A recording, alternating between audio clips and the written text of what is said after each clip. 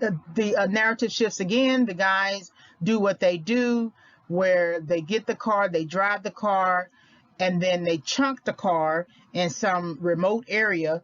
They strip the car of anything they can find. They don't have the skill development to take the tires or to take anything that could be usable for sale. They are kids, they're teenagers. So they strip it to see if there's anything of value in there. Maybe some money, maybe anything that they could find that they could keep or something like that.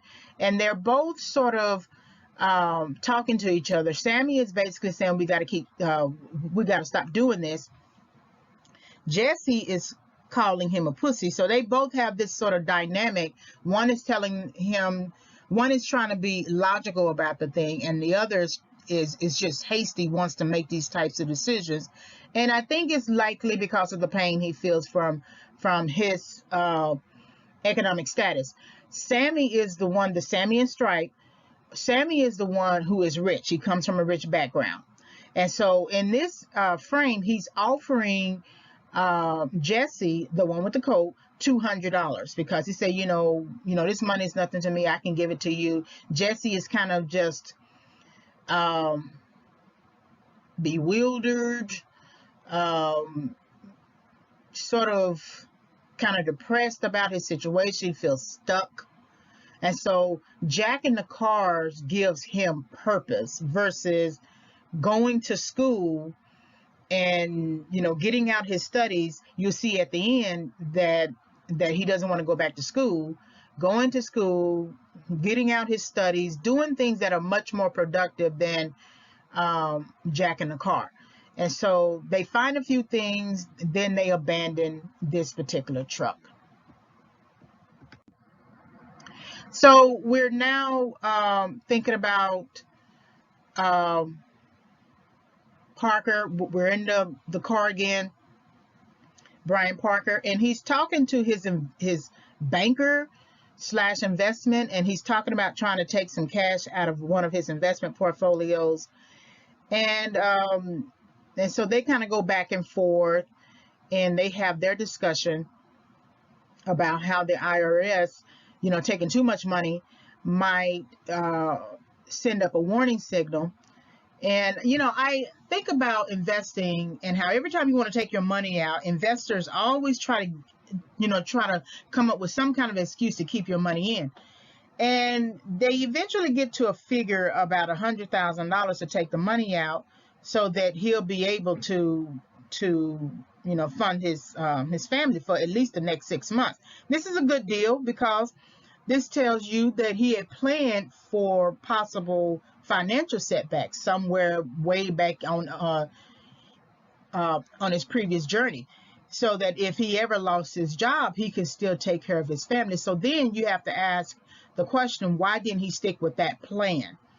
Why didn't he just stay on that course, get the money out, go back to the house, and begin to or continue to plan from there? So this is where another setback happens, a shift in the narrative again, where distractions are thrown at him and he walks into the distraction.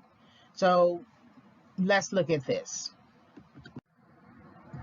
See, so he's walking into his distraction. It's a bar. He had pulled up to the bar outside, and the investor banker told him, have a drink on me. So it just so happened that he was at the bar, I guess.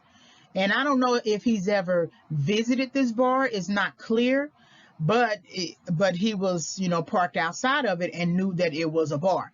He walks in, and remembered that his suit was lighter, so it's darker now. And of course, he changed suits so that he can go on that interview. But that was a quick shift from a lightly colored suit and a lightly colored environment, a well-lit type environment, into a darker suit in a darker lit environment. So he's walking into his distraction, further perpetuating his setback. So this is a cut to Jessie's background, we first see hanging clothes, so we know what kind of environment this is. It's maybe poor, working class, etc. And we know Jesse is he belongs to this environment because we now get him in the scene. So this is Jesse. You can see the pain in his face. You know, he just wants to leave. He wants a better place for himself. He wants a better life for himself. And he gets into a dialogue with Sammy later in the movie. But this is a bother for him. That, you know, it's interesting that as a child, as a teenager, he understands that this is not living life in the best way. His mother doesn't understand it. All of the adults around him don't understand it. But even he knows that this is not the best way to live.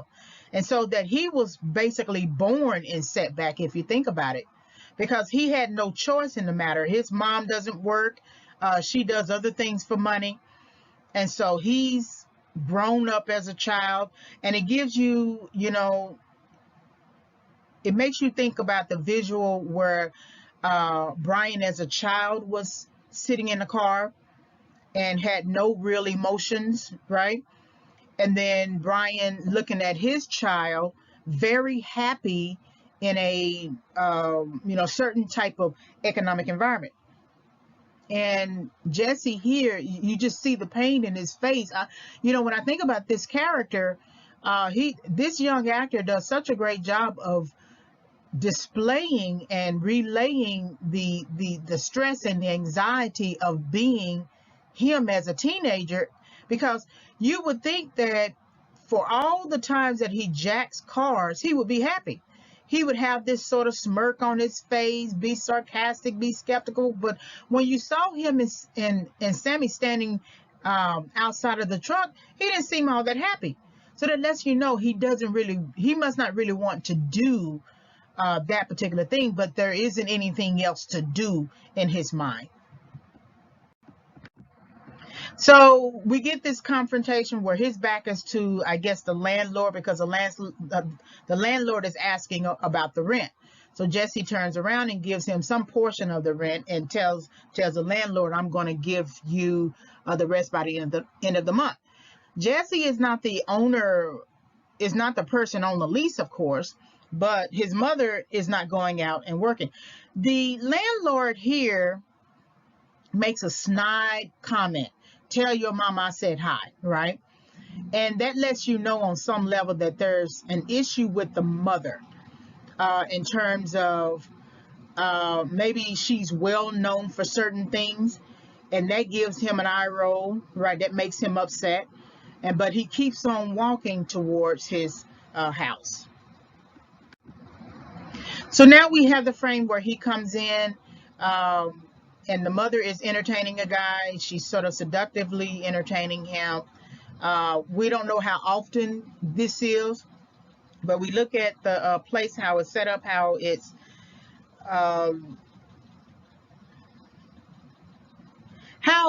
you know, set up in terms of where the couch is, where the TV is. The TV is interesting, whereas it's not across the room, it's right in front of her in the couch. So I wonder how much she gives more time to watching the TV than she does to maybe trying to find a job. And it's a real contrast, because Brian, we will find out later, is really from this kind of background. He doesn't necessarily say it, but when he talks to the guy in the bar, they're sort of like from the same high school, from the same, you know, background. He didn't grow up rich. Remember, his family went through bankruptcy, so he didn't really grow up rich. And so this Jesse here that you see is basically Brian as a teenager. So this is a you know, sort of dynamic. The son comes home, the mother is entertaining a quote unquote guest, and then and then Jesse decides to go to his room. So now we're back in the bar, and this guy that you see here, this is Jimmy, and Jimmy is the drug dealer, but he says that he owns this bar as well, and it's kind of like a little strip bar. And Brian is sitting at the bar taking a drink, and he basically says he doesn't drink, but he is drinking. And the stare that this guy gives Brian, to me, something about him told me early in my viewing of the movie that he knew Brian, or that he perceived that he knew, because when he first pours him a drink, Brian says, basically, can I have a drink? And then the guy reluctantly walks over, turns his head, really doesn't look at Brian, and pours him a drink. And then he walks back to where he was standing. And then Brian kind of smirks a little bit, but it doesn't seem like he know the guy. He just understands sort of male code, right? If we were, two females in a bar, and the person was the bar person, and I was a customer, maybe he had a problem with the fact that he was wearing a suit, because everybody in that bar is kind of dressed down, and so people usually have problems with people who they perceive as suits, people who are part of the establishment, and maybe he had that attitude. But I did not like his stare. It bothered me very early in this scene, and he gives this stare throughout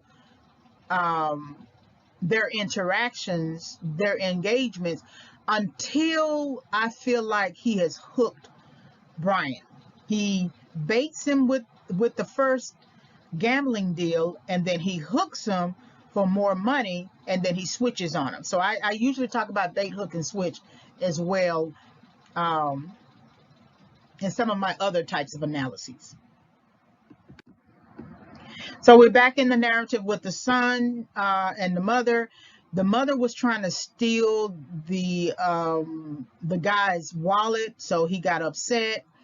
And then Jessie comes out and tries to fight the older man, and then they get into a tussle and end up throwing Jessie across the room. And then the mother's doing her crying, right?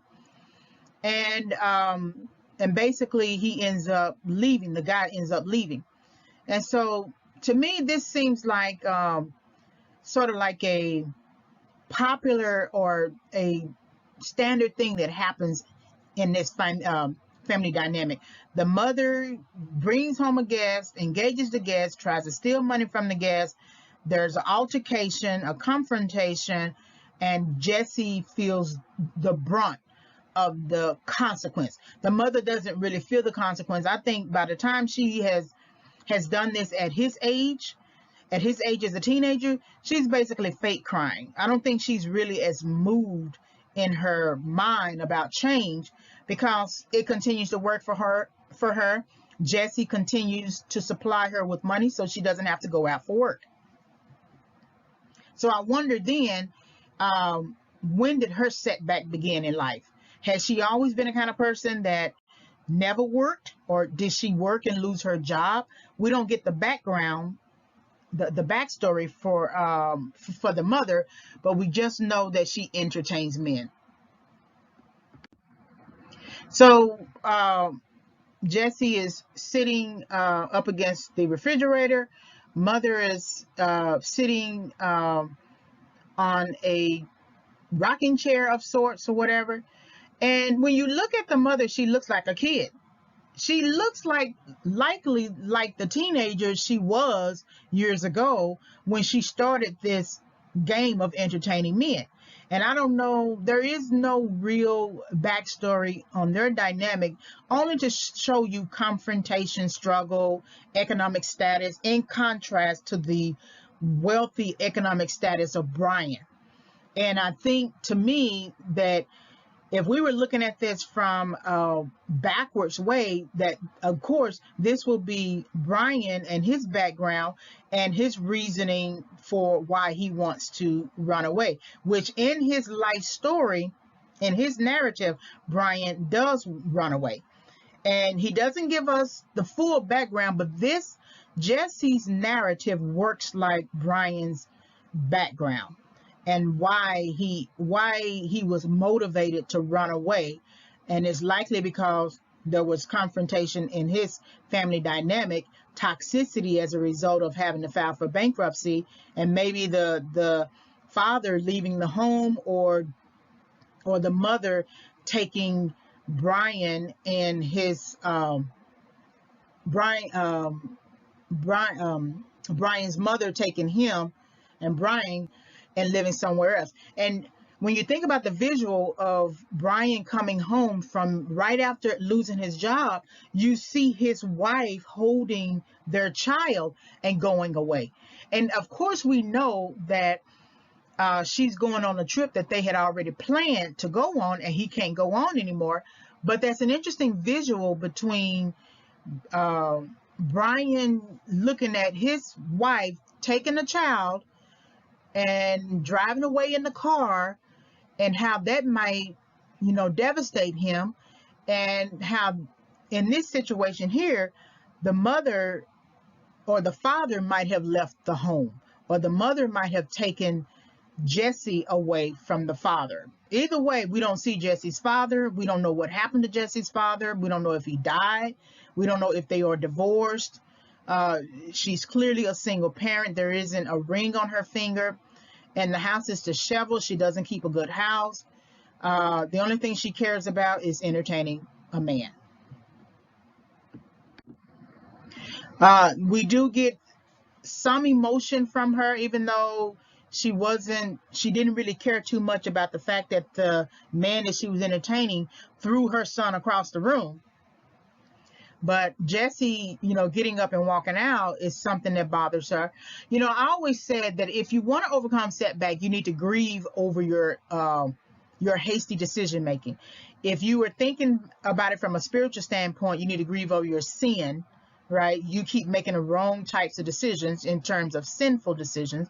But if you were just looking at it from a general standpoint, you need to grieve over your sin. You need to grieve over your hasty decision making. She is stuck.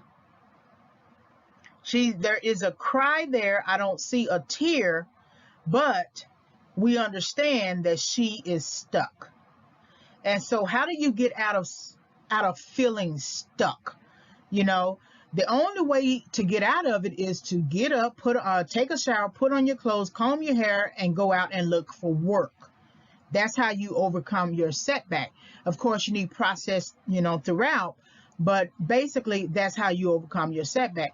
But it looks like she's not willing to do that, because later in the film, there's another man, or the same man. They kind of, look alike. The same man or another man, and she's entertaining again. So we're back in the bar, and they are engaging in conversation. Jimmy is that plaid? I think plaid. And then Brian in his suit. And Brian is smoking. They're both smoking. They're both drinking. And the place is darkly lit. So they engage in a conversation about gambling without calling it gambling. Jimmy offers a proposition. He asks him, how much money do you have in your pocket? Not before Brian tells him that he's lost his job. And that's an interesting irony there. He doesn't tell his wife, but he tells this person that he knew from his past that he really didn't have a strong relationship with. They just so happened to go to high school together. And it's likely that they knew of each other, right? But this begins the baiting process, which really continues the setback processing, right? So Brian is talking about how much money he's going to need or something like that to make it. And he needs to find a job, all that kind of good stuff. And then Jimmy picks up on this idea of him being sort of pressed to get money, right? He doesn't think about his situation as a setback situation. He thinks about it as a pressed situation. When a con man comes after you, they don't listen to your plight.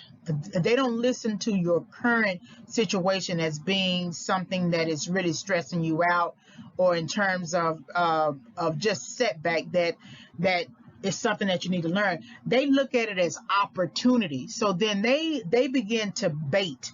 They focus on the fact that you're stressed and pressed for money, and that's how they get you. So he baits Brian with this idea of putting $500 on some game. I think it's like a basketball game or something like that. And he asks him how much money he has. Brian only gives him $300. And then the guy adds $200 and said, okay, you owe me, right? And he said, you give me $500 now, I will make you 5,000, right? And he talks about it. I think this is a scene where he talks about it almost like a guarantee, or no, I think it's the other scene where he's, talking about it as a guarantee, but he ends up making good on the gamble. So here's what that looks like. First, though, we need to look at the shift with the two teens again. And Jessie is walking in. It's kind of like he's talking his dialogue, but he's walking his dialogue as well, without movement, without physical movement, because he's talking about how the city has sort of gone down. There are meth heads, there are crack houses, there are all types of crime, and it's just very distressing to him. With Jessie, it's interesting. You see Jessie kind of philosophical, because when he's talking about the city, he's talking about the drugs and the prostitution, and he says the city is dying, right? And I think there was an interesting line that I thought was that I want to sort of say is he says, I don't want to be around to see it flatline. And I wonder how much he's talking about himself. He's talking about his mom, that eventually his mom is going to flatline. One day he's going to walk out and his mom is just going to be lying on a couch. He thinks she's asleep and she's really flatline. Or one day he's going to wake up or not wake up. Or he could wake up and see that his life he hasn't made anything of his life at all. And he sort of shuts down his chances when later in the movie he sets fire to a college brochure, as if to say this is not even an option either. But I thought that line was interesting. I don't want to be around to see it flatline. And that's, like Brian is more concerned about paying the $25,000 donation check to the American Cancer Society, and the reason why that's more of a concern for him too is because his wife has reminded him, of that, and so that sticks in his mind, and that's the last thing she said in their conversation. And of course, it's to maintain appearances. Jessie is more willing to leave because he just doesn't want to see the city that is dying kill him too. So I thought that line was kind of interesting to consider. So they're back in the bar. Jimmy keeps working him about the money for the game, about putting down, $500, right, for the game to turn 500 into 5,000. And Brian still mentions this American Cancer Society donation. And Brian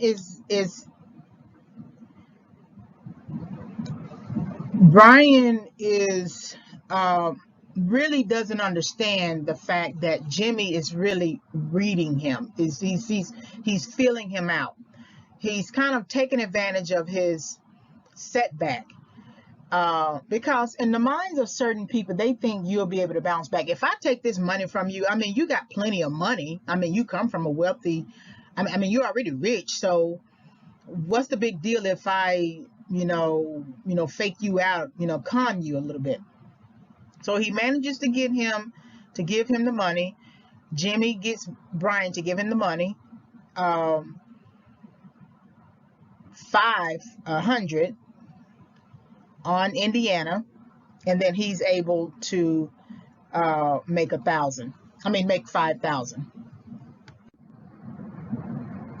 So we have shifted back to the narrative of the two teens, and this is Jessie setting fire to a college brochure.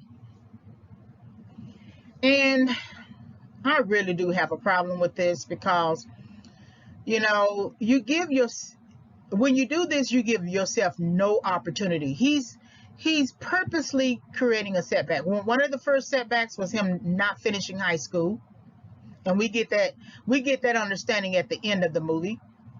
And this is another setback, not to even consider college. And in the dialogue that he has with Sammy is trying to push him into going to school, doing something, but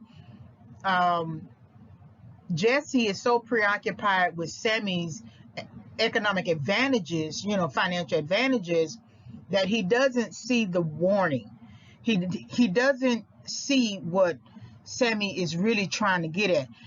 Jessie is missing his opportunity to hear instruction about what it is that he needs to do going forward. Later, I think towards the middle, Sammy tries to get Jessie to think about, okay, have a plan just before you decide to leave. And Jessie doesn't want to have a plan. And Jessie reminds me a little bit of me. All these people trying to tell you something to do, and you just, bullheaded and going to do whatever it is you're going to do. And then 10 years down the road, it catches up to you. That decision making that you did has a way of catching up to you. So burning the college brochure is really just very unproductive. It's almost like he's trying to burn it out of his head. But then you think about these flames and the smoke that is emitted from burning the college brochure, and you think about the opening of the movie with Brian pouring gasoline into a car and setting it afire, and then you think about Brian sitting in the car as an older individual and smoking and letting the smoke fill the air. And so now you see Jessie setting something afire. So he's setting his future afire. He's setting any opportunity of fire, any possibility of fire. It doesn't matter. He reading the brochure is not enough. Going to the place. Sometimes you have to put yourself into the place. When you're trying to overcome setback and you have a vision of yourself of going forward and being in a place, you go to that place. It's something that I tell my students. If I teach at the community college level, and so I tell students, whatever institution that you want to transfer to, go to that place. Go and sit on the benches. Go and walk among the other students. Sit in one of the classes, get permission. Sit in because if you position yourself in that environment, it will encourage you. And so for Jessie to not even do that, just not hear instruction at all, miss the opportunities, the multiple opportunities that even Sammy was trying to show him, but even his mother is not productive in life. She is a visual representation of perpetual setback. She's not going to move forward. And it might have to take Jessie leaving, which we will also see, for her to move forward, because how is she going to make any money? And but she still continues to make money in the most popular way there is.